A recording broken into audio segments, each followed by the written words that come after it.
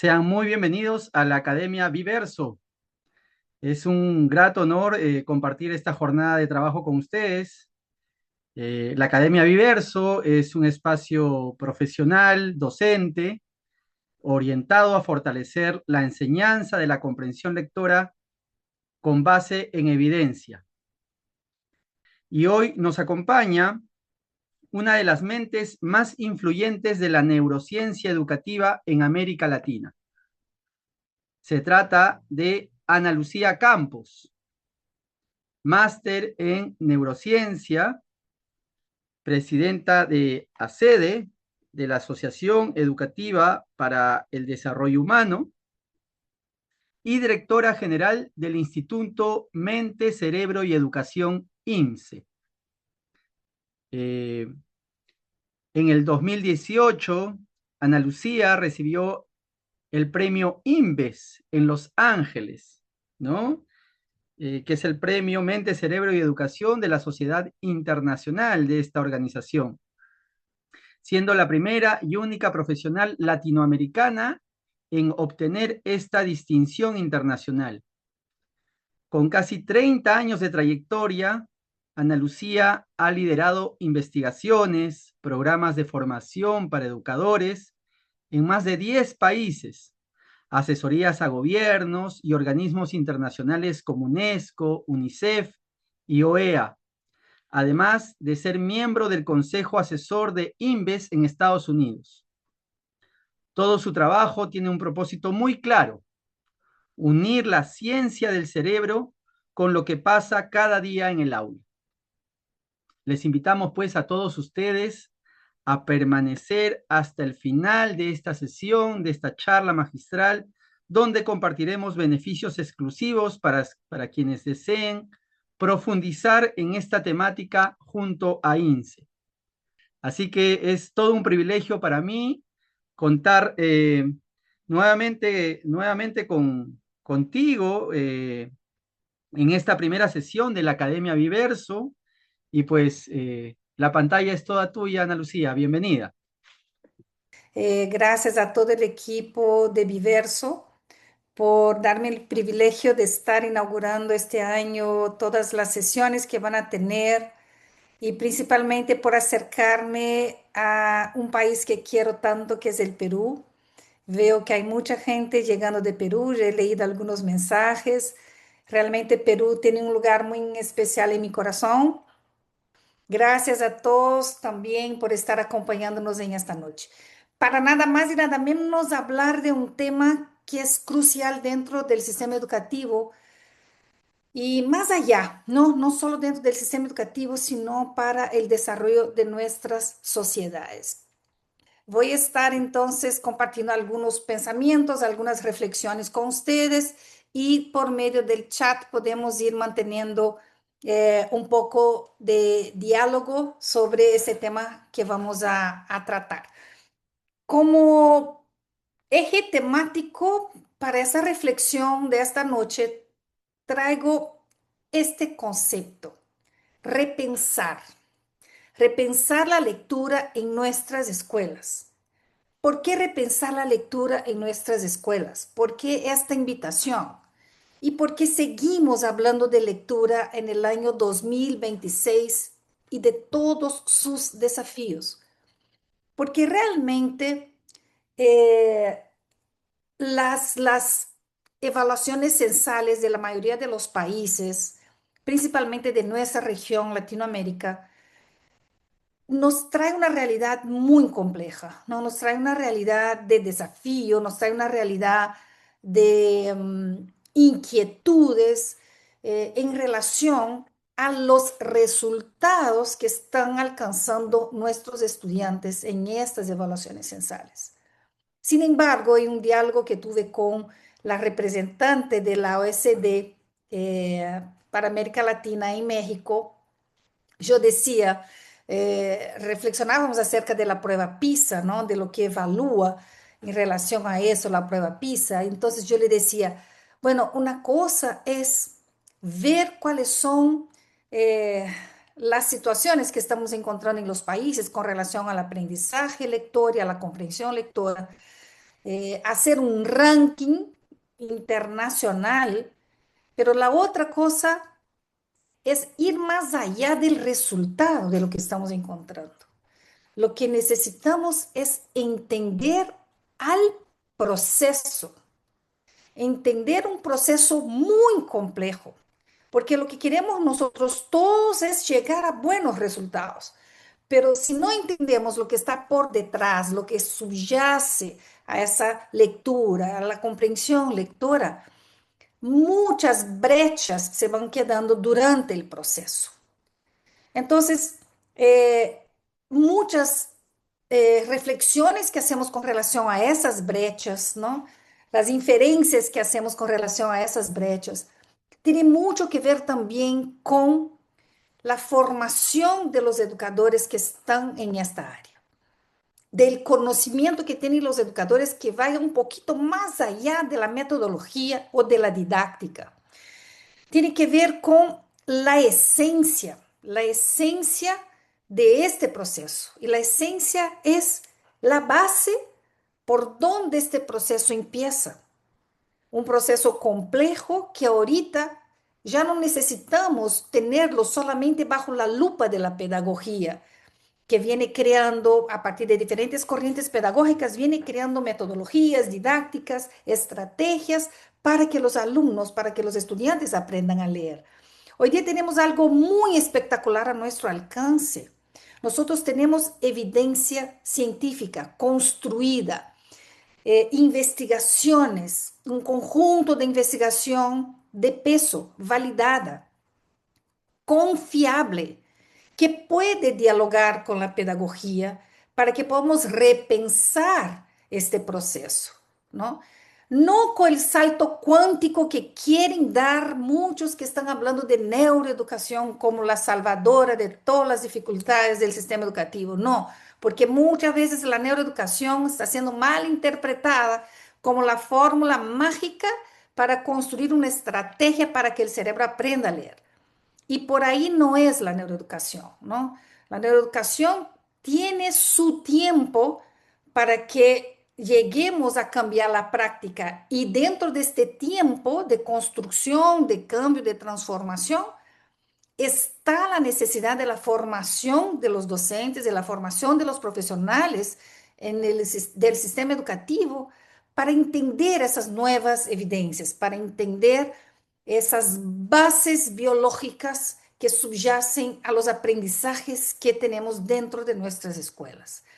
Y una gran dificultad que vemos o desafío que vimos en este diálogo allá en Estados Unidos con este grupo de especialistas fue exactamente que un número muy alto de profesionales que están ya en el campo laborando durante muchísimas décadas no tuvieron acceso a este tipo de evidencia científica para construir transformación en la práctica pedagógica. Entonces, tenemos nosotros algunas cuestiones desafiantes dentro de esta invitación para repensar la lectura. Tenemos el acceso al conocimiento científico, tenemos la necesidad de actualizar a los docentes dentro de estas disciplinas que están estudiando a este fenómeno maravilloso que se llama lectura. Y tenemos el desafío grande que es intentar encontrar dentro del contexto, dentro de la realidad en que se desarrollan mis estudiantes, las estrategias situadas, contextualizadas, para que ellos logren eh, desarrollar el potencial que tienen para aprender a leer. Porque vamos a ver muchas cosas que pasan en el cerebro con relación a ese desafío. Pero hay algo espectacular que todos nosotros tenemos ya una base muy importante que nos da, que nos sirve de plataforma de despegue para ese aprendizaje tan complejo que es el aprendizaje lector, que tiene que ver con qué, con el lenguaje oral. Entonces, imagínense que estamos viviendo un momento espectacular donde No necesitamos estar innovando y transformando la práctica pedagógica solamente porque vino una corriente nueva y nos dijo, tal metodología va a funcionar, sino porque tenemos ahorita a nuestro alcance un conjunto de evidencia científica que nos inspira a transformar las estrategias comprendiendo cómo es que el cerebro traza un camino para lograr ese aprendizaje tan complejo que es aprender a leer, el aprendizaje lector. Y sigue siendo una necesidad, sigue siendo una tarea en la agenda educativa. No sé si ustedes se dieron, conocieron o se dieron cuenta que hace poco tiempo, el año pasado, por ejemplo, Chile ha firmado toda una acción para hacer valer, ¿no? Este movimiento acerca del aprendizaje lector, ¿no? El compromiso de todos para estimular ese aprendizaje lector. Entonces, hoy, aunque vamos a estar muy poco tiempo juntos, queremos comenzar a hacer algunas reflexiones con relación a esto, ¿no? Con relación a la necesidad de repensar la lectura y repensarla desde una mirada más profunda, no solamente una mirada didáctica, porque algo que se equivocan muchas personas en relación a la neuroeducación o a la neurociencia educacional es que este campo te trae la estrategia lista para que puedas colocar en práctica en el aula. Lo que te da es la base y el fundamento a partir de estos estudios tan profundos en neurociencia cognitiva, por ejemplo, que te permiten entender al cerebro en la actualidad aprendiendo a leer, comprendiendo lo que está leyendo. Entonces, es una gran necesidad para todos los educadores, para los que hacen los currículos, para los que están en los ministerios de educación, eh, abrir sus mentes, ¿no? Ese mindset de crecimiento para poder escuchar un poco, entender un poco de esas evidencias científicas que pueden inspirar cambios profundos en nuestros sistemas educativos. Por ello, comienzo citando a una persona que eh, estimo mucho, tuve el placer de estar en varias de sus charlas y sus aulas de los cursos en Estados Unidos que he asistido, Michael Gazzaniga, que es prácticamente el pionero que ha fundado la Sociedad para la Neurociencia Cognitiva. Y Michael Gazzaniga, cuando investiga al cerebro humano, habla acerca del lenguaje como una de las funciones más complejas del cerebro humano, ¿no? Una de esas características especialmente humanas, ¿no? Que nos hace diferentes como especie, pero una habilidad altamente compleja.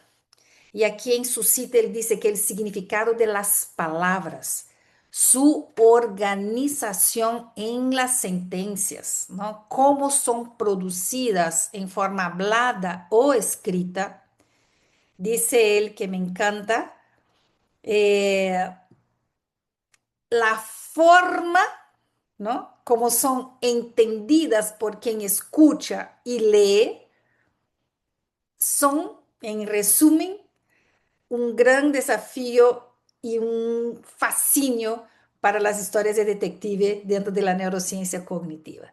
¿Y por qué resalto tanto ese pedacito que me encanta, ¿no? Cómo son entendidas por quien las escucha o lee. Porque estamos en plena era digital, estamos en plena era del WhatsApp, de los mensajes de texto que van y que vienen, y para la comprensión de estos mensajes que van y vienen, no basta solamente decodificar y codificar. Nosotros tenemos que leer lo que está por detrás de esas palabras. Tenemos que sentir la emoción de quien escribe. A veces tenemos que inferir con cuál emoción esta persona escribe lo que me está escribiendo. o pensar en los idiomas como los de nosotros, que tenemos una palabra con varios significados. Entonces, ¿cómo es que esa persona hace funcional esta comprensión de lo que está escuchando o lo que está leyendo? Me acuerdo de una anécdota de Gazzaniga que él habla de un vuelo en Estados Unidos y todos los pasajeros comienzan a subir al avión y comienzan a saludar y entrar y acomodarse, como ustedes ya saben cómo es el ritual de inicio de un vuelo. Y de repente la gente que está en la torre escucha una palabra y escucha la palabra hijack. Y esta palabra hijack tiene un significado para los que están en el mundo de la aviación. No sé quién está acá presente que puede escribir en el chat si sabe en el mundo de la aviación, si escuchan la palabra hijack, qué significado tiene. No sé si alguien ha escuchado hablar de esto.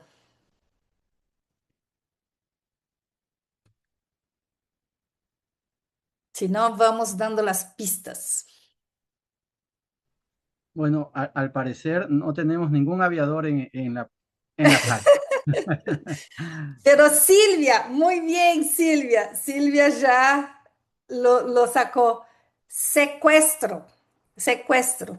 Entonces se hace todo un deslocamiento de policías, de bomberos, de agentes, de toda la gente. No se permite que el vuelo se despegue y todos se paran ahí porque el mensaje que escucharon desde la torre era el hijack, o sea, secuestro. ¿Qué sucedió en este entonces? No fue comprendida correctamente la palabra, porque el piloto del avión se llamaba Jack y una persona entra y le dice, "Hi Jack", le dice, "Hola Jack", y desde la torre entienden hijack, o sea, secuestro. Entonces, exacto, Verónica, así se escribe. Entonces, separa la hora hi de hola y Jack, que es el nombre. Entonces, aquí Gazzaniga cuenta esa anécdota exactamente por esto, para mostrar la importancia que tiene no solamente el aprendizaje lector, sino cómo es que yo escucho, leo, comprendo, siento esas palabras que están dentro de nuestro lenguaje oral y nuestro lenguaje escrito.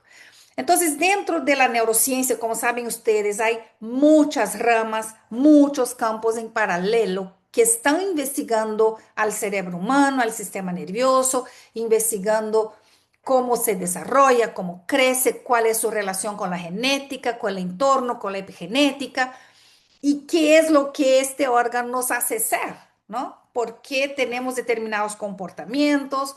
¿Por qué este órgano se enferma?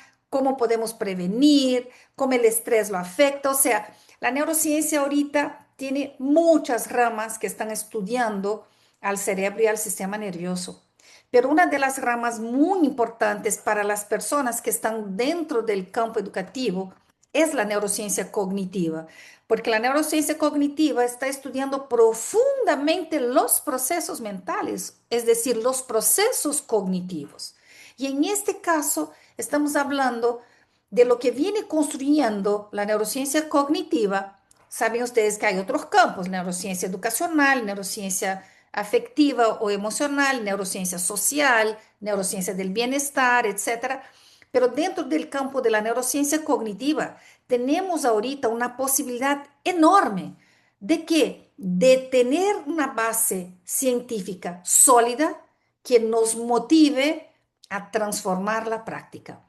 Porque una cosa sí sé, en esos 30 años conviviendo con los diferentes docentes de diferentes países, sé que les pesa a los docentes los cambios continuos en los ministerios, en las direcciones, en las corrientes pedagógicas que dicen, otra vez hay que cambiar y otra vez hay que cambiar. Y eso que hacíamos ya no. ahora vamos a hacer de otra manera. Y peor aún, si salen los resultados de la evaluación PISA, de los censales, vamos a mirar quién está arriba para poder ver qué están haciendo de bueno para poder traer para nuestro contexto. Entonces, sí, se entiende que hay una carga muy fuerte de exigencia a los docentes en relación a la innovación, a la transformación de su práctica, y muchas de esas transformaciones vinculadas a corrientes pedagógicas que ya no tienen razón por qué estar presente en el sistema educativo, porque muchas de esas corrientes fueron construidas siglos atrás, donde no teníamos acceso a la internet, donde no teníamos inteligencia artificial, donde no teníamos literatura digital, o sea, no teníamos lo que tenemos ahora. Entonces, necesitamos ahora transformar la práctica también en función a quiénes son los estudiantes en la actualidad. Y por eso la neurociencia cognitiva es muy actualizada. ¿Por qué? Porque todas las herramientas que se están utilizando para conocer al cerebro y sus procesos cognitivos nos traen evidencias científicas constantes, ¿no? Constantes. Entonces, si reflexionamos en eso que estábamos hablando, ¿no? Del lenguaje oral, la complejidad del lenguaje oral, de la comprensión oral. Mira, muchas veces las escuelas quieren saltar directamente a los ejercicios de comprensión lectora. Y nosotros decimos, tranquilos, primero vamos a trabajar lenguaje oral y comprensión oral, porque este es un paso inicial para todo un proceso que se va a dar en mucho tiempo. Entonces aquí les pongo esa pregunta, ¿no? Si en el lenguaje ya tenemos características de complejidad, eh, ¿qué diríamos de la lectura? Si el lenguaje oral, la comprensión oral ya nos traen desafíos, imagínense leer y comprender. Si aprendimos a leer porque hemos creado este sistema, ¿no? De apenas más o menos 5.000 años, que el cerebro se ha trascendido a sí mismo, se ha reinventado a sí mismo para crear un sistema de escritura y de lectura. Entonces aquí comenzamos ya a abrir el panorama, a quitar el velo de muchas cosas que se han dicho dentro del sistema educativo y que han hecho con que se construyeran determinadas metodologías y una didáctica vinculada al aprendizaje lector y también a la comprensión lectora. Por eso que es importante cuando comenzamos a hablar de cómo innovar lo que estamos haciendo en este campo, pensar en descartar algunas cosas que hablábamos acerca de la lectura, acerca del aprender a leer, ¿no? Me acuerdo en varios países que he visitado que había una frase, no sé si Juan José te acuerdas de esa frase, la letra con sangre entra, ¿no? Esta frase la he escuchado, Sí, sí, y sí. pobre de los que, Oh, pobres alumnos, pobres estudiantes. pobres, pobres, ¿no? Que tenían ahí todo el castigo por detrás del aprendizaje de la lectura. Entonces, muchas veces se hablaba hasta que el aprendizaje de la lectura o la capacidad lectora de una persona o la inteligencia de esa persona estaba vinculado con la herencia genética. O sea, yo heredaba de mi papá esta inteligencia y esa capacidad, ¿no? Y esa habilidad para hacerlo. Pero fuimos entendiendo mucho más al ser humano en las últimas décadas por las investigaciones en las diferentes disciplinas que en siglos que tiene la pedagogía, siglos que tiene la educación. Entonces tenemos ahorita algunas cosas que nos libertan de determinados mantras y determinados pensamientos que tenemos dentro del sistema educativo. Una de las cosas es entender que el cerebro humano está desafiándose a sí mismo para aprender a leer, porque no hay un gen específico para la lectura en nosotros. O sea, tenemos nosotros, por ejemplo, voy a dar un ejemplo concreto, ¿no? Nosotros como seres humanos tenemos y venimos eh, cargados con circuitos que nos permite desarrollar determinadas habilidades, capacidades, tener funciones, ¿no? Por ejemplo, el lenguaje oral, por ejemplo, un sistema de locomoción, ¿no? Entonces, esto viene con nosotros como seres humanos, ¿ya? Pero con relación al lenguaje escrito, no tenemos una carga, no tenemos unos circuitos que vinieron ya programados para la lectura.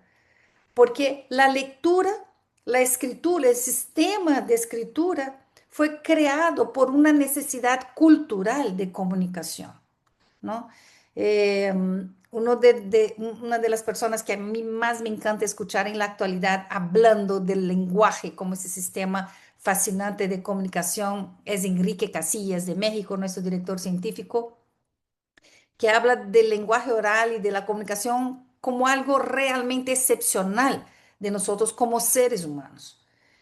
Pero cuando comenzamos a entrar a estas investigaciones dentro de la neurociencia cognitiva, ok, entonces vamos a ver qué sucede, qué es lo que ha pasado en el cerebro del hombre para que él pueda no solamente aprender a leer, porque el cerebro del hombre tuvo que crear este sistema de comunicación. Es lo mismo, yo suelo decir, ¿no? Cuando ustedes paran y piensan y miren todo lo que avanzó la inteligencia artificial, cuando ustedes hacen una pregunta y conversan con por ejemplo, un chat GPT, y ustedes se sorprenden diciendo, caramba, ¿de dónde vino todo esto?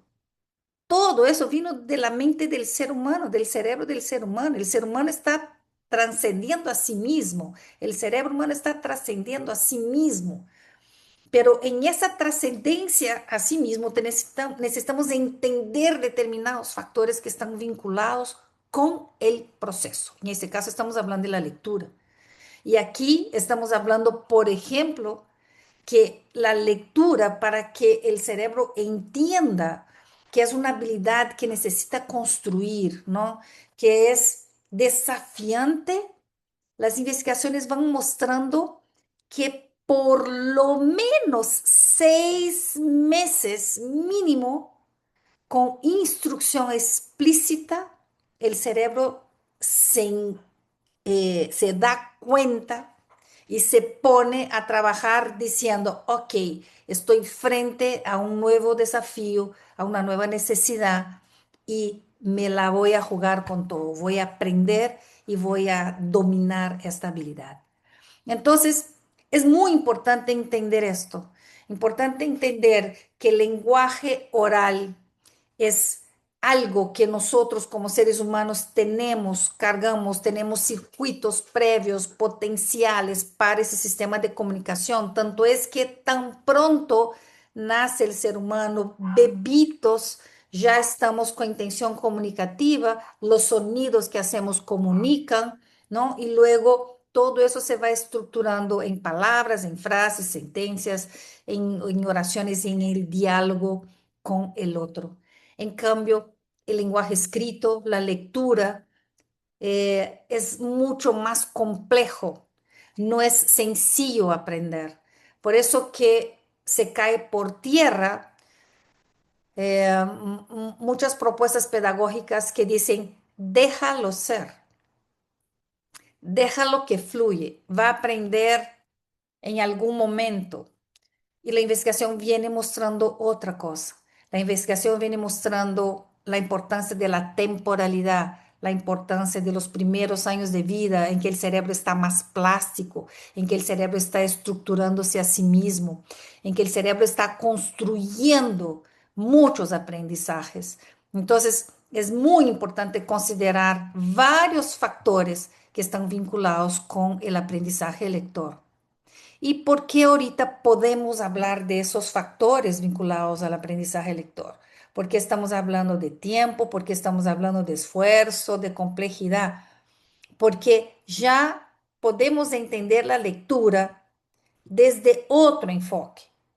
No entendemos la lectura solamente em, vamos a hablar como estamos dentro del sistema educativo, desde esta mirada pedagógica.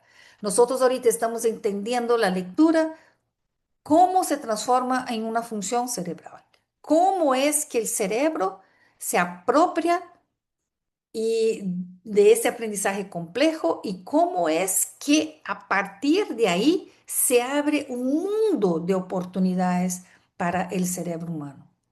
¿Y por qué lo estamos entendiendo? Porque uno de los grandes desafíos de la neurociencia es realmente la neurotecnología, es tener a nuestro alcance eh, la posibilidad de entender al cerebro humano a partir de técnicas mucho más avanzadas para entender al cerebro humano, porque entender al cerebro humano nos ha costado muchísimo.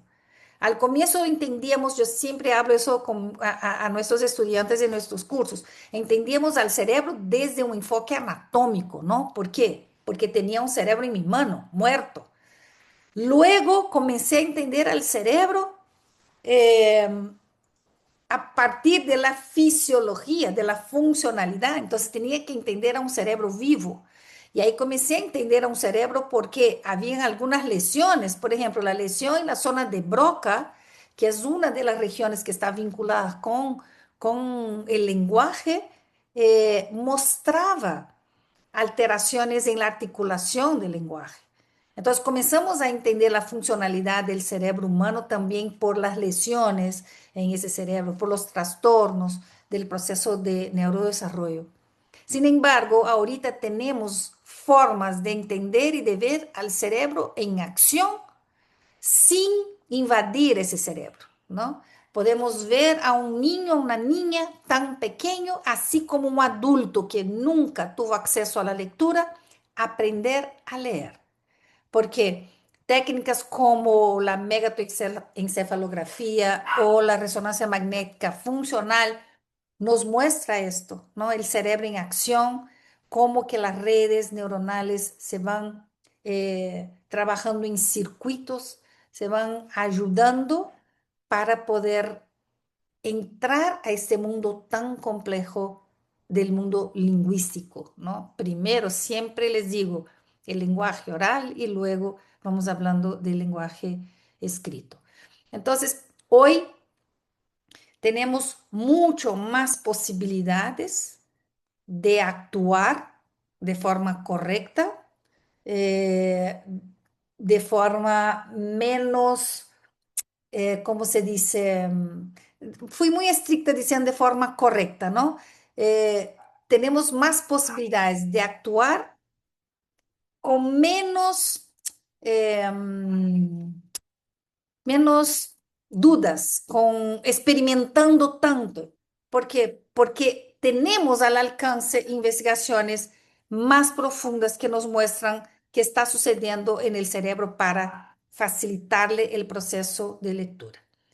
Entonces, un gran resumen de tantas cosas que venimos encontrando en las investigaciones dentro de la neurociencia cognitiva nos muestran esto, nos muestran la necesidad de entender la maduración cerebral y todos los pasos y los momentos que se van dando en relación a esa maduración cerebral vinculados con determinadas funciones. Por ejemplo, el neurodesarrollo que empieza en el vientre materno es un proceso que nos toma muchos años en nuestras vidas.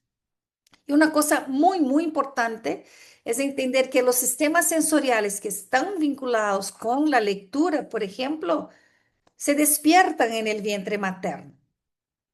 Entonces, sí, es cierto, cuando nosotros hablamos de todo ese approach que tienen las mamás, ¿no? Con el feto que le canta a su barriguita, que le canta a su hijito que está ahí en su vientre, que le lee un cuento, ¿no? Hay todo un approach de este proceso de desarrollo del lenguaje desde este momento. ¿Por qué? Porque el sistema auditivo que está trabajando arduamente dentro del campo del lenguaje oral y escrito está despertándose en el vientre materno. Entonces hay muchos estudios que muestran esto, ¿no? La relación de la maduración de diferentes circuitos en el cerebro con la adquisición del lenguaje oral y escrito. El lenguaje oral, si se dan cuenta, eh, son pocos meses de vida que el ser humano necesita para adquirirlo. Si todo camina bien y no hay ninguna alteración en el proceso de neurodesarrollo, ¿cierto? Entonces tenemos ahí con pocos meses ya tenemos la intención comunicativa, las palabritas, ¿no? Primero los sonidos vocálicos, consonantales, y luego vienen las palabritas. Vemos cómo es que en tan pocos 12 meses el ser humano ya es capaz de articular muchas palabras. Me acuerdo mi tercer hijo, con 11 meses de edad ya tenía 120 palabras en su vocabulario. Imagínense, no es que él fue mi conejo de India, un poquito nomás. Pero ¿por qué? Porque él estuvo inmerso en un mundo donde le hablábamos constantemente, donde le cantábamos canciones, donde contábamos cuentos.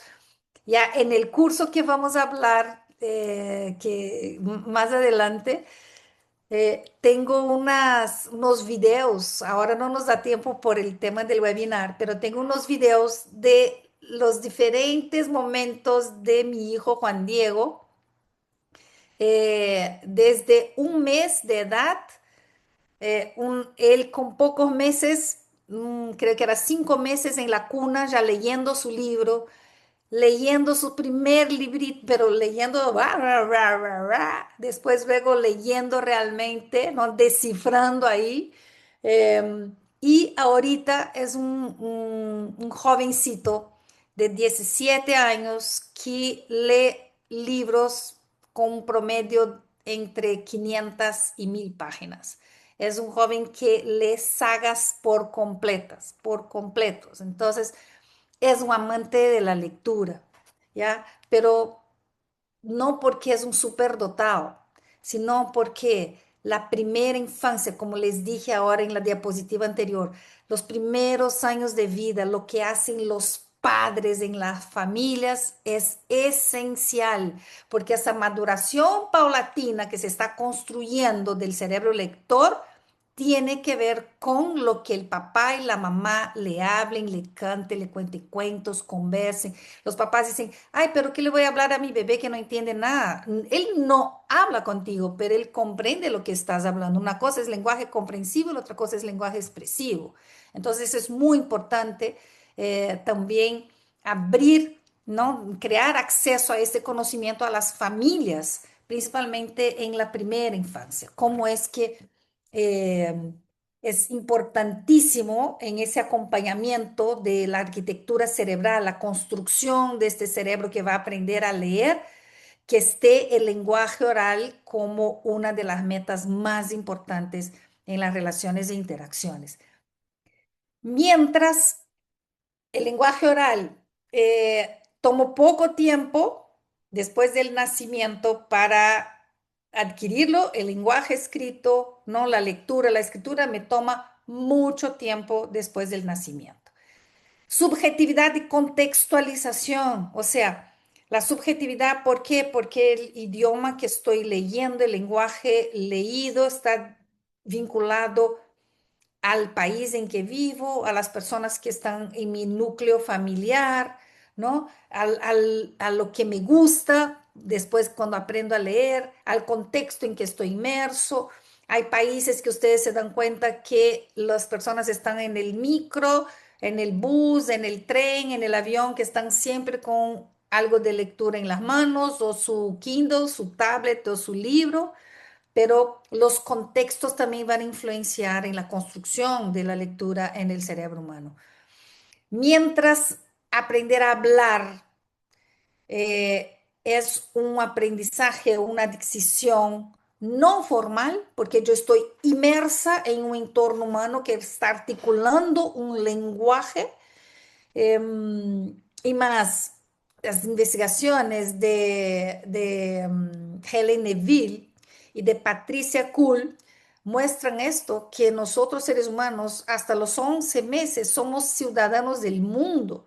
Nosotros podemos adquirir el lenguaje en el idioma que fuera porque nuestro cerebro viene preparado potencialmente para ese sistema de comunicación. Luego nos pasamos a ser ciudadanos de un país, o sea, porque nosotros nos vamos acoplando al idioma, a los fonemas de este idioma, a las expresiones regionales o idiomáticas, y nos va construyendo ese cerebro hablador, ¿no? Pero estamos inmersos, estamos ahí por todos los lados cubiertos de estos fonemas, por así decirlo.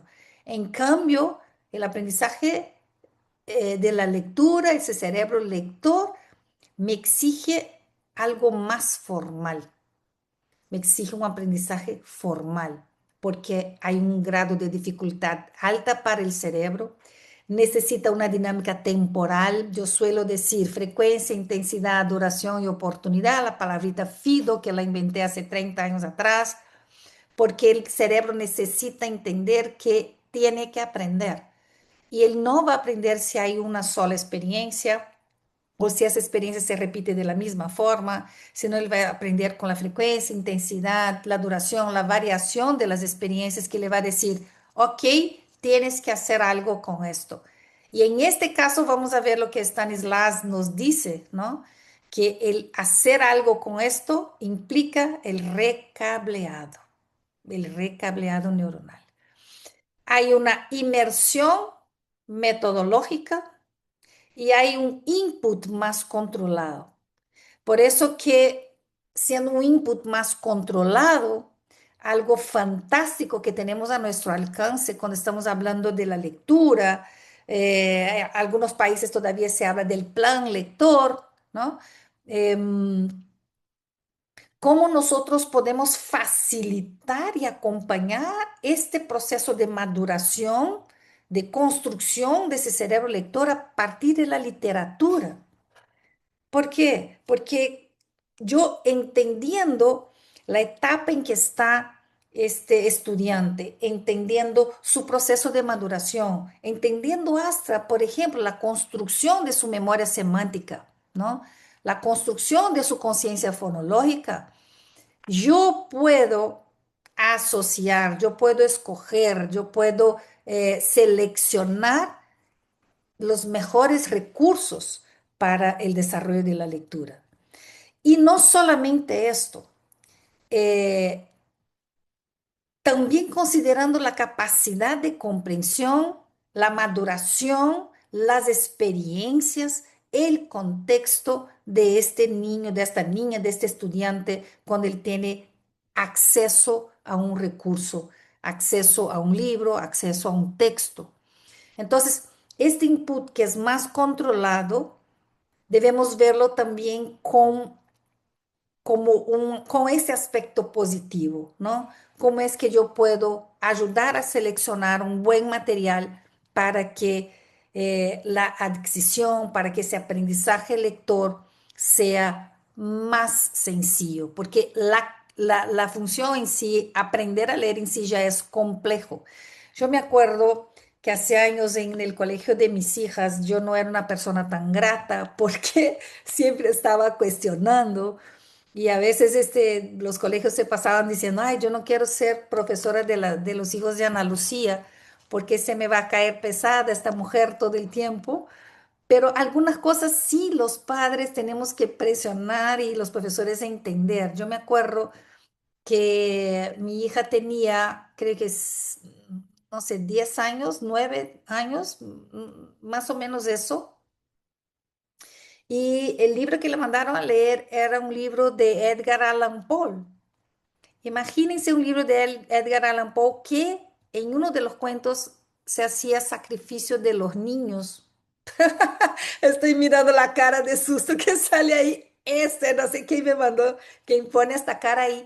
Pero imagínense, este era el libro que tenían que leer estos niños y niñas, ¿no? Y yo fui y busqué a la profesora y le dije, ¿por qué seleccionaron este libro? No, porque este autor, porque eso, digo, pero ¿por qué este cuento? ¿Pero por qué este libro? Y le pregunté, ¿ya lo leíste? ¿Lo conoces? No, porque eso, no, ¿ya lo conociste? ¿Ya leíste? Y la profesora admitió que no lo había leído todavía, pero era una indicación. Y yo digo, espera un ratito, este cerebro de este niño, de esta niña de 9 años, que no tiene ni 10 años, está en construcción. O sea, no solamente está el aprendizaje lector, está el transformar este cerebro lector en un cerebro experto, ¿no? Pero también en relación a lo que lee, qué es lo que voy a leer en función a esta maduración paulatina del cerebro lector. Entonces, es muy importante tener ese conocimiento más amplio, ¿cierto? Y ahí también hablamos de los intereses que están por detrás de nuestros niños y niñas. A mí me encanta esta cita que pongo acá, que frente a la lectura, el cerebro empieza un arduo trabajo de recableado neuronal, donde estructuras y circuitos, ay, perdón que salió la imagen salió por encima, eh, estructuras y circuitos antiguos ya involucrados con el lenguaje oral abren el espacio a senderos nuevos que segundo tras segundo se van perfeccionando hasta la especialización. Entonces es un proceso. No podemos dejar de pensar esto todo el tiempo. Ay, pero ya sabemos eso dentro del sistema educativo, los profesores ya saben que es un proceso. Pero ¿por qué estamos haciendo énfasis ahorita en que es necesario entender ese proceso ahora desde una mirada más profunda, desde otro nivel de análisis? Porque exactamente es eso lo que está haciendo la neurociencia cognitiva. La neurociencia cognitiva nos está mostrando cómo el cerebro se está adaptando para aprender a leer, cómo el cerebro se está transformando frente a estos insumos que tiene, a esos recursos que tiene que lo están diciendo, ajá, hay que aprender por acá.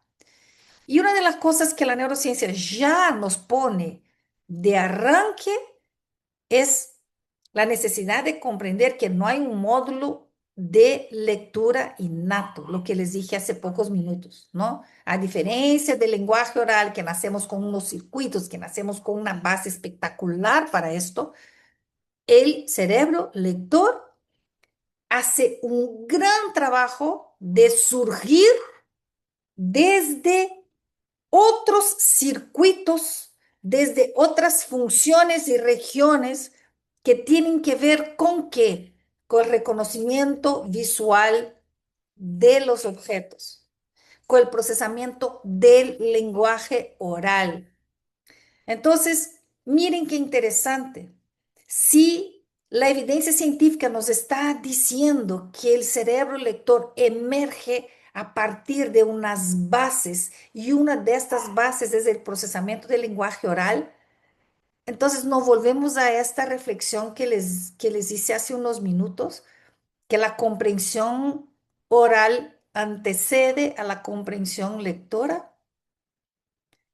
Entonces, miren las cadenas, ¿no? Los eslabones que vamos juntando cuando miramos estas bases que van a construir al cerebro lector. Cuando miramos ese proceso de reciclaje y adaptación que están haciendo millones de células nerviosas que les va a permitir entrar a este aprendizaje y ser exitoso. ¿Por qué? Porque aprender a leer es una tarea A, pero ser un lector funcional es una tarea mucho más compleja. Comprender, leer, inferir, usar pensamiento crítico, eh, entender la emoción que está por detrás, conseguir, miren qué cosas tan complejas el cerebro tiene que hacer.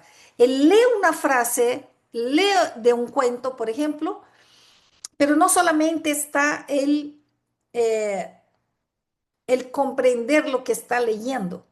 El cerebro llega a pensar más allá de lo que está leyendo. O sea, en este momento yo estoy leyendo lo que el autor está hablando de un personaje, pero en este momento mi cerebro lector está haciendo una lectura del mismo autor.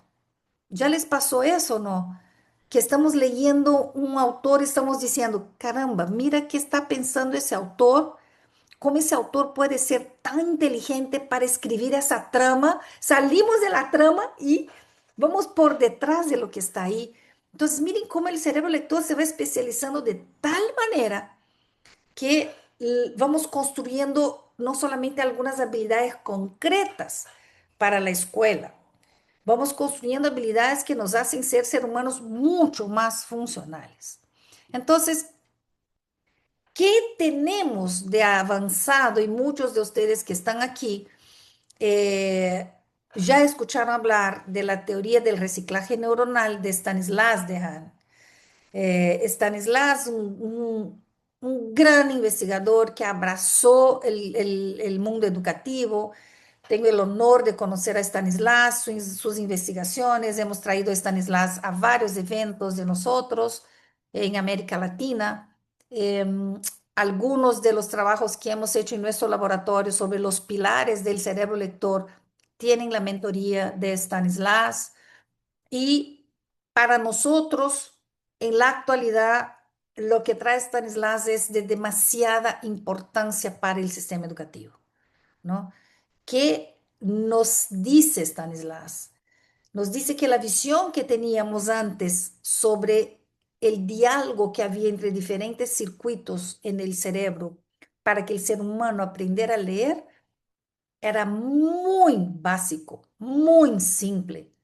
Era un compromiso entre regiones que tenían que ver con eh, el procesamiento visual, el procesamiento auditivo, ¿no? Que tenía que ver con la articulación, pero Stanislas dijo, no, vamos a escanear los cerebros lectores, vamos a escanear cerebros infantiles y cerebros de adultos que están recién aprendiendo a leer y vamos a intentar entender a partir de esas neuroimágenes cómo ocurre todo esto en el sistema nervioso y en el cerebro humano. Entonces él comienza a hablar de una nueva forma de ver la lectura, comienza a hablar de redes, comienza a hablar de comunicación entre diferentes circuitos, de una comunicación entre diferentes estructuras. Si se dan cuenta ahí, en esta imagen que está en la parte inferior de este estudio de Stanislas, esa circunferencia rojita que está acá, llamada la caja de la letra, ¿no? O el buzón de las letras, o la área de la forma visual de la palabra, fue un gran salto en la comprensión de la lectura en el cerebro humano, que ocurre en el cerebro humano. Y él nos fue diciendo esto, que esta región las neuronas hacen un trabajo espectacular de reciclaje. Y ahí yo les pongo textualmente lo que dice Stanislas en sus investigaciones, ¿no? Y les leo acá eh, para que no me falte ninguna palabra en función a lo que ustedes están a la distancia. No sé si todos están pudiendo leer bien. ¿Qué dice Stanislas? Que el cerebro utiliza un complejo entramado de circuitos para leer. O sea, la visión anterior, que era algo muy básico, totalmente renovado a partir de las investigaciones de Stanislas. En la mayoría de los seres humanos sí seguimos hablando que el hemisferio izquierdo trabaja mucho más en relación a la lectura. Y el proceso de lectura comienza en el lóbulo occipital, o sea, ustedes saben que el occipital es el lóbulo responsable de qué? Del procesamiento visual. Aquí están miles, están 40 regiones, miles de neuronas, millones de neuronas conversando acerca de lo que estamos procesando a partir de lo que entra por nuestros ojos. Entonces, son encargadas de esos estímulos visuales y principalmente de leer las caras y las formas. ¿ya? Entonces ahí comienzan a darse los primeros cambios, los primeros diálogos. Esa corteza va a tener que especializarse y ver que eso que está viendo ella es diferente y tiene un significado. Es muy increíble cuando leemos profundamente y estudiamos lo que Stanislas va construyendo sobre el aprender a leer. Entonces, ¿qué vamos entendiendo? Que esas neuronas que se van reciclando, esa información visual que va siendo reconstruida en este buzón de las letras, se va a concentrar ahí una información excepcional que va a ser el punto de partida para esa habilidad tan compleja que es aprender a leer, pero no solamente eso, es entender lo que estamos leyendo, pronunciar de forma adecuada, articular de forma adecuada. Entonces, Stanislas habla de un gran trabajo y si se dan cuenta ahí, habla de lo visual, habla de lo auditivo, habla de lo semántico, habla del significado, habla de la pronunciación, de la articulación. Por eso que durante años, ustedes saben, muchos que me conocen, saben que estamos nosotros entendiendo cada vez más mm, la importancia de la educación infantil, ¿no? Entonces, muy, muy, muy importante en la educación infantil esta mirada de Stanislas, el trabajar con el procesamiento visual, con el procesamiento auditivo, ¿no? Trabajar con la construcción del vocabulario, la memoria semántica, porque esa es la arquitectura inicial, la construcción inicial del cerebro lector. Y este cerebro lector que está aprendiendo eso en los primeros años de vida se va a estructurar con una habilidad mucho más fuerte, mucho más sólida y consolidada si no lo hiciéramos. Entonces, es una nueva forma de ver. Ya estamos dejando de hacer las mame mi mamú, pape pipopú, para que el cerebro infantil aprenda a leer. Estamos haciendo cosas mucho más profundas vinculadas con lo que la neurociencia cognitiva nos muestra. Entonces, algo muy importante es, si sabemos que es un diálogo entre diferentes circuitos, también tenemos que entender que se van a utilizar diferentes procesos cognitivos para aprender a leer. Y luego utilizar esos procesos cognitivos ¿para qué? Para comprender lo que estoy leyendo. Entonces, la pregunta aquí es una pregunta seria. ¿Cuánto los conocemos y cuánto los estimulamos en las aulas? O sea, ¿qué procesos cognitivos están vinculados con la lectura? Háblenme acá en el chat por lo menos un proceso cognitivo que ustedes se dan cuenta que están vinculados con la lectura. Aquí Mónica también nos pone ya algunas estrategias del hábito lector. Muchas gracias, Mónica. Muy bien, mira, la comprensión, la atención, la memoria, ¿no? Y hablando de memoria, solo una memoria, solo un sistema de memoria, percepción, inferencia, imaginación. Mira, Patricia respondió que no. Ahí tenemos memoria de trabajo, memoria semántica, ¿no? Entonces tenemos diferentes sistemas de memoria. Entonces es muy, muy importante, principalmente en los primeros años de inicial y primaria, que los profesores tengan conciencia de esos procesos cognitivos para poder alimentarlos, para poder estimularlos, porque estos procesos son los que van a utilizar el cerebro para que los niños y niñas, para que los estudiantes aprendan a leer.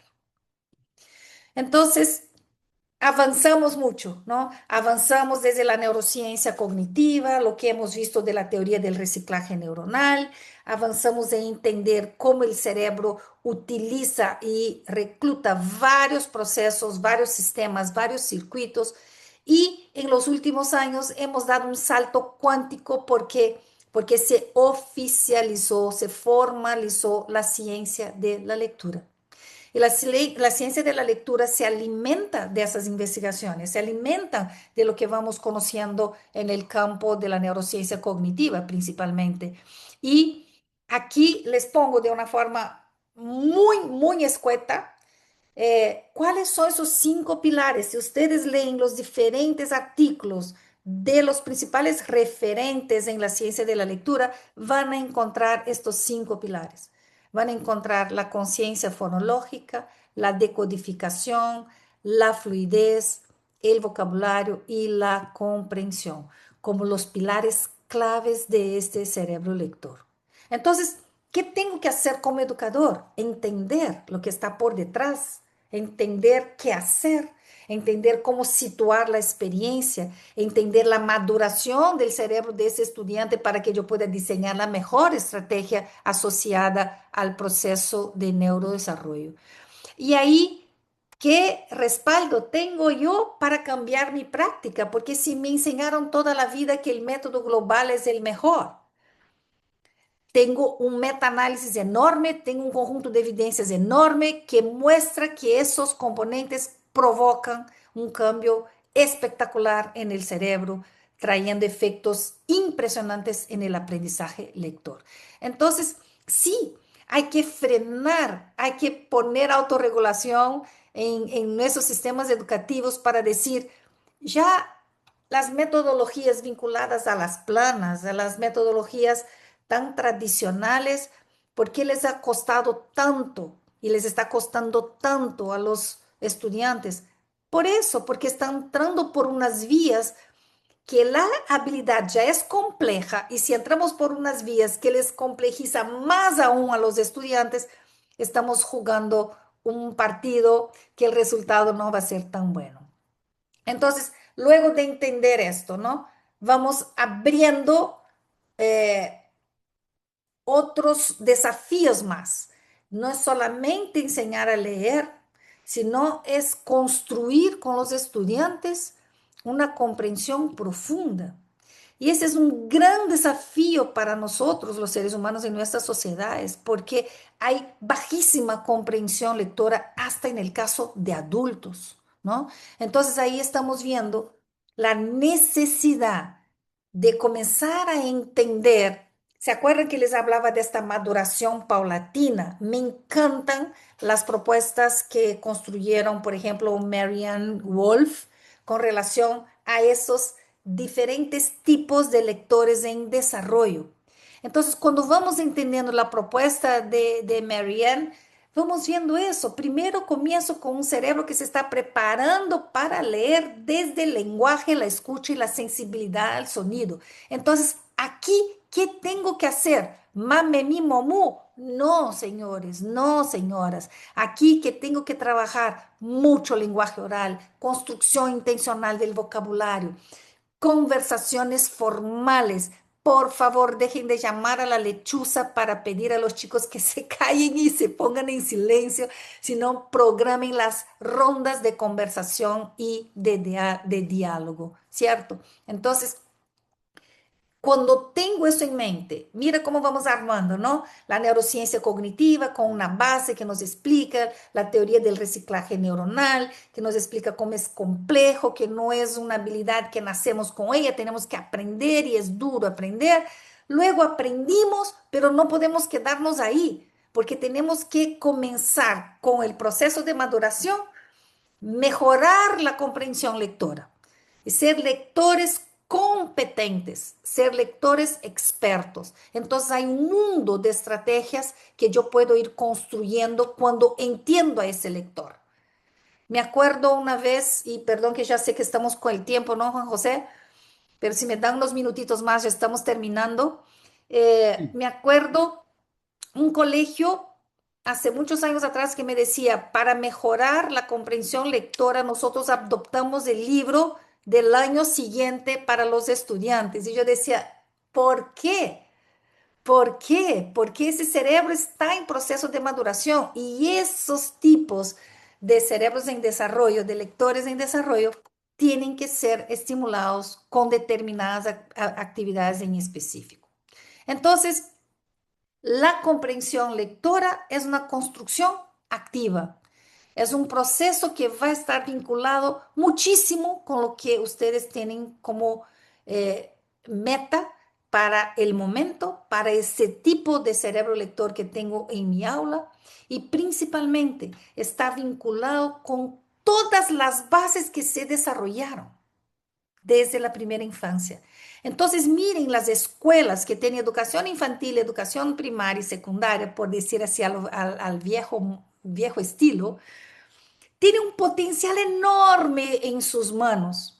Porque si entendemos al cerebro infantil, qué es lo que le hace falta para entrar a este mundo de la lectura, que comienza desde el lenguaje oral, estamos abriendo un panorama espectacular. Gracias por tantos corazones que veo, qué rico, porque siento que estamos en la misma línea, ¿no? Entonces, esa construcción activa de la comprensión, ¿qué nos va a pedir?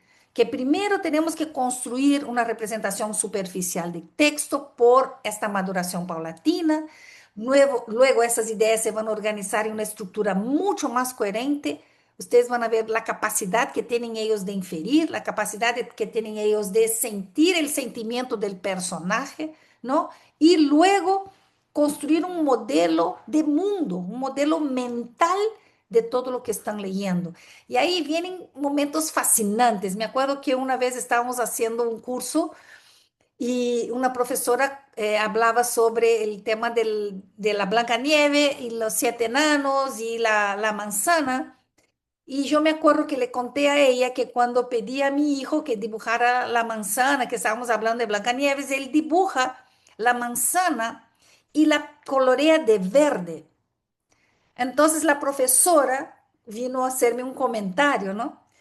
Porque él dibujó la manzana de la Blancanieve y la pintó de verde. Porque para él la manzana roja no sabe bien. La manzana verde es mucho más sabrosa. Y él le dice, la Blancanieve no va a comer una manzana que no tiene un sabor rico, va a comer la manzana que tiene un buen sabor. Y su manzana era verde.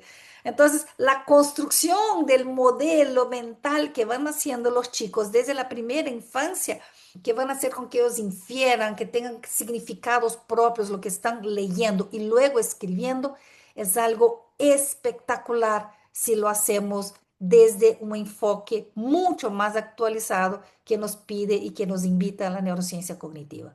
Entonces, desde el tema de la charla que les pongo del webinar, que es repensar la lectura desde una mirada más profunda al cerebro, lector nos exige integrar al menos tres niveles de análisis. Los que me acompañan aquí, que son parte de mi equipo, que están o que fueron mis alumnos, saben que trabajando dentro del mundo de la mente, el cerebro, educación, siempre hablamos de tres niveles de análisis, el biológico, el cognitivo y el conductual.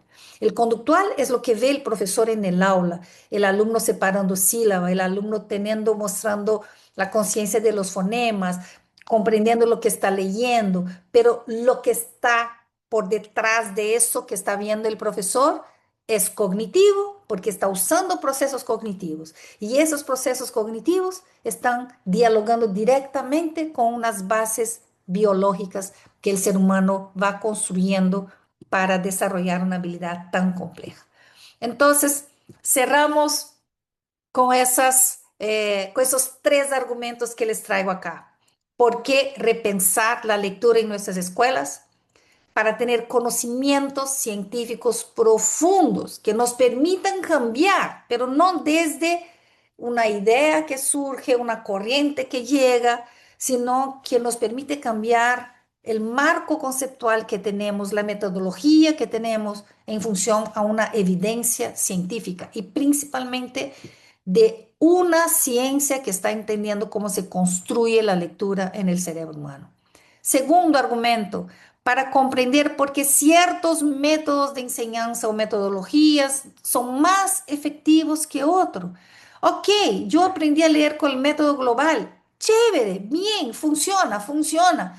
Pero para el cerebro humano, ahorita ya sabemos que es mucho más complejo este camino que el otro camino.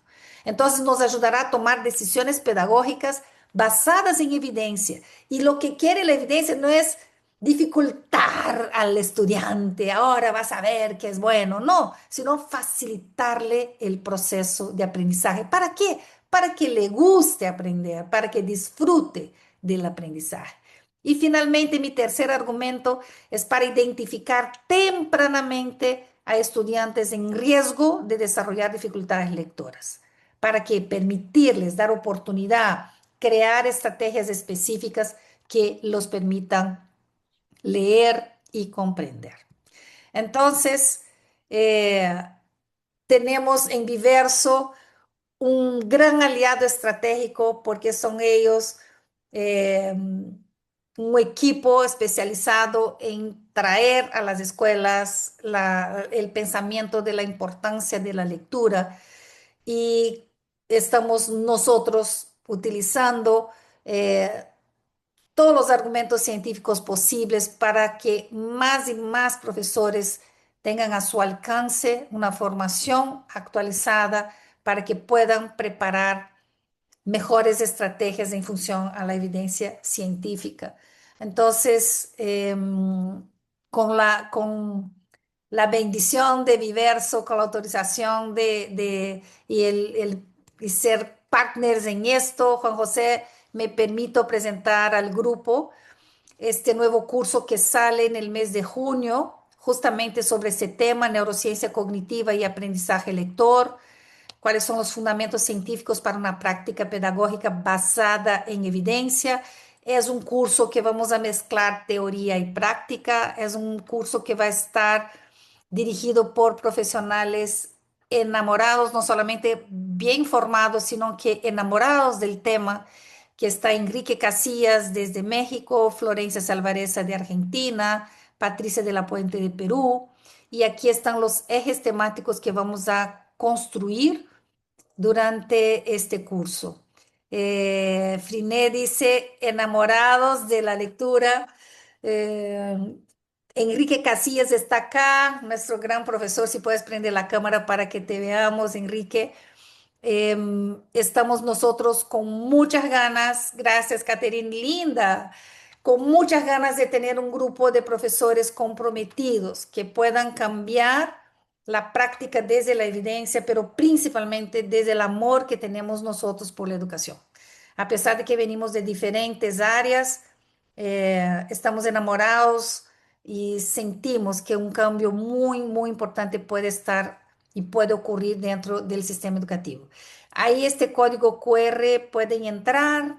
Juan José nos va a contar algunas cosas importantes ahora de la alianza estratégica que hemos hecho. Y aquí ven ustedes que hay algunos pasos para que puedan acceder. Este curso tiene un número de vacantes limitado porque tiene mucha práctica, nos va a tocar trabajar, pero esperamos tenerlos a la mayoría de ustedes inscritos en este nuevo momento con nosotros. Juan José, te doy la palabra. Muchas gracias, Ana Lucía, por esta extraordinaria ponencia. Creo que los reconocimientos al esfuerzo, al trabajo, siempre se hacen, como dicen, en vida, y estoy seguro que voy a dirigir estas palabras a nombre de todos los educadores que hoy te han escuchado y que te escuchan hace 30 años, ¿no? Trabajando muy duro por lo que es tu pasión, por la eh, neurociencia y la educación, ¿no es cierto? Y pues estoy seguro que esta sesión ha sido una fuente de aprendizaje para todos los que han estado reunidos hoy y permíteme hacer este reconocimiento simbólico, pero estoy seguro que muy, muy, muy valorado y a nombre de todos los que estamos aquí presentes. Eh, Recuerden, para la información que nos acaba de compartir Ana, revisar el banner de la plataforma docente y seguramente sus correos donde van a recibir más información sobre este curso y donde los usuarios de Viverso, gracias a esta alianza, pues van a tener un 10% de descuento. No se preocupen que toda la información respecto al inicio, que es desde el 1 de junio, la frecuencia que van a ser los lunes, miércoles, los lunes y miércoles, perdón, y la duración que va a ser de 40 horas, toda la información se la vamos a hacer llegar y de hecho también la tienen ya en el QR que compartía Ana. Gracias a todos por su participación, gracias por su compromiso con la educación. Los esperamos en la próxima sesión de Viverso. Muchas gracias a todos por su participación. Gracias por acompañarnos. Una Muchas feliz tarde-noche para gracias. todos. Gracias, Ana. Gracias, un abrazo a todos y que piensen esto, no hay nada imposible, ¿no? Como decía Pasteur, la diferencia entre lo posible y lo imposible está en la voluntad humana. Y yo sé que si ustedes están hoy aquí y ahora es porque realmente tienen interés profundo de cambiar las cosas para hacer mejor el sistema educativo y para que volvamos todos a enamorarnos de nuestra escuela, de nuestros profesores y que querramos estar ahí y no estemos esperando la campana para salir de ahí, sino querer estar en la escuela es lo mejor que hay en el momento. Un beso para todos, feliz noche, cariños para todos los que me escribieron aquí de Perú, Katia Bracamonte, qué lindo, qué Gracias, rico gracias. Gracias a todos por conectarse. a todos. Nos Un vemos beso. pronto. Nos vemos el próximo webinar que es el 28 de mayo. Nos vemos también en el curso de Ana. Gracias.